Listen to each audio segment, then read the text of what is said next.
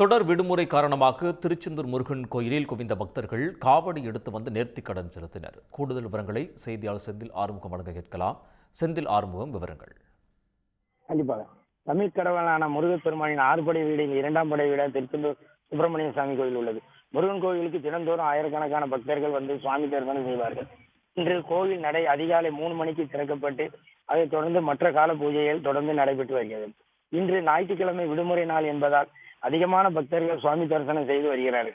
கடலில் நீராடிவிட்டு அருகில் உள்ள புண்ணிய நீரான நாளிக்கிணத்திலும் குளித்துவிட்டு குடும்பத்துடன் நீண்ட வரிசையில் நின்று சுவாமி தரிசனம் செய்து வருகிறார்.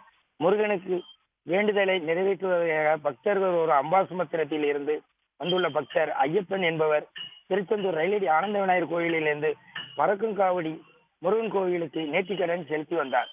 பறக்கும் காவடி வரும் பொழுது குழந்தைகளை கையில் கொடுத்து ஆசீர்வாதம் பெற்று வந்தனர் பக்தர்கள்.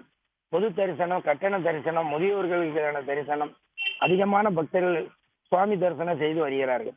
கோயில் வளாகத்தை சுற்றிலும் சுற்றுலா பயணிகள், ஐயப்ப பக்தர்கள், முருக பக்தர்கள், ஓம் சக்தி பக்தர்கள் என அதிகமான பக்தர்கள் காணப்பட்டனர்.